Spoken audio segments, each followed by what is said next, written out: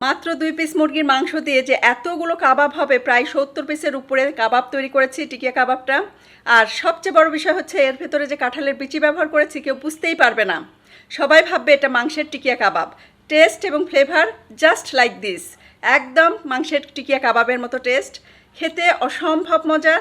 আপনি একবার ট্রাই করেই দেখেন আমি যা বলেছি তা ঠিক বলেছি কিনা। এখানে 1 ঝুড়ি পরিমাণ কাঁঠালের বিচি নিয়েছি, লবণ হলুদ দিয়ে ডাবল পানি দিয়ে এটাকে সিদ্ধ করে নিয়েছি, 4টা শীষ দিয়ে নিয়েছি। সিদ্ধ হয়ে একদম ফেটে ফেটে গেছে, উপরেরটা নরম হয়েছে, ভেতরে কিন্তু এখনও যথেষ্ট শক্ত আছে। এটা সনিফারের একটা গ্রাইন্ডার, খুবই সুন্দর, স্মুথভাবে যে কোনো মশলাই গুঁড়া করতে পারবেন। যাদের লাগবে আমার নতুন পেজ জিনাত ফেরদৌস কালেকশানে কিন্তু নক দিতে পারেন।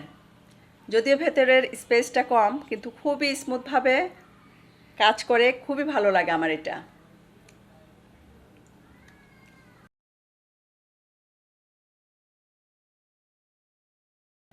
এখন আমি চপারে কিছু ব্রেড স্লাইস দিয়ে ব্রেড ক্রাম্পস রেডি করে নেব।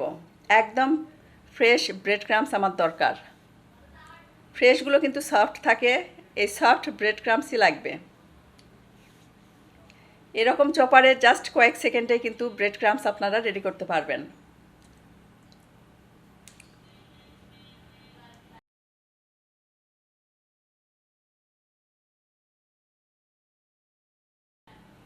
এটা আমার রেডি হয়ে গেছে।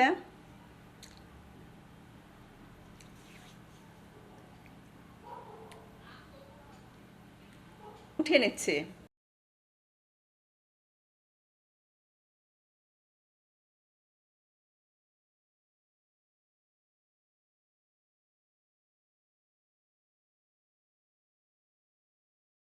প্রথমে কাঁঠালের বিচিগুলো খুব সুন্দর করে আমি কিমা করে নেব, পেস্ট করে নেব আর কি।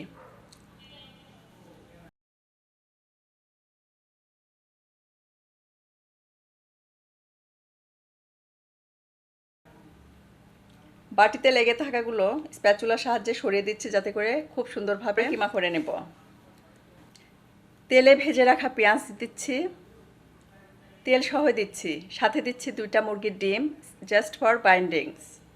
স্বাদ মতো লবণ, হলুদ গুঁড়া, চিলি ফ্লেক্স, ধনে গুঁড়া, জিরা গুঁড়া, গরম মশলার গুঁড়া, আদা রসুন বাটা, সিদ্ধ করে রাখা মুরগির 2টা বুকের মাংস, লবণ, গোলমরিচের গুঁড়া আর কয়েক টুকরা রসুন দিয়ে আমি সিদ্ধ করে রেখেছিলাম সেগুলো দিচ্ছি, গোলমরিচের গুঁড়া। সব কিছু একসাথে চপারে খুব সুন্দর করে কিমা করে নেব।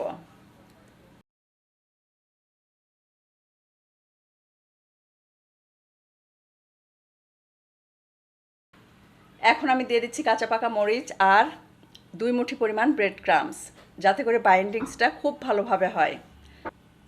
আবারও খুব সুন্দর করে কিমা করে নিয়েছি।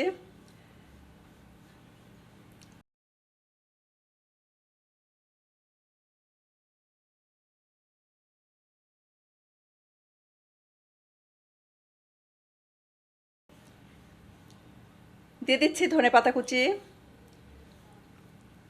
তেলে ভেজে রাখা সেই পেঁয়াজ আরও একটু দিলাম যাতে করে টেস্ট বেশি হয়।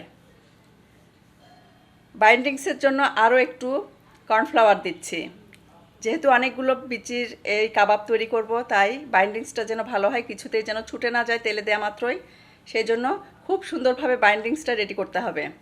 হাতে তেল মাখিয়ে ছোট ছোট শেপের, বল শেপের চ্যাপটা করে নেব, তারপর এভাবে টিকিয়া কাবাবগুলো রেডি করে নেব। মাখানোর সময় কিছুটা লেবুর রস দিলেও হতো।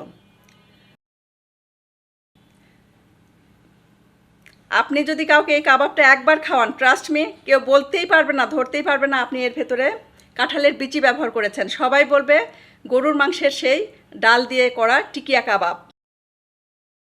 গরম প্যানে তেল দিয়েছি, দিয়ে দিচ্ছি সেই টিকিয়া কাবাবগুলো। মিডিয়াম হিটে উল্টে পাল্টে এগুলো ভেজে নেব।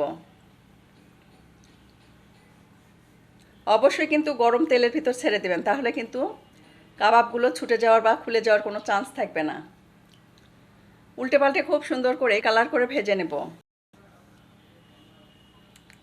চাইলে কিন্তু এগুলো ডিপ ফ্রিজেও ডিপ করে রেখে দিতে পারেন।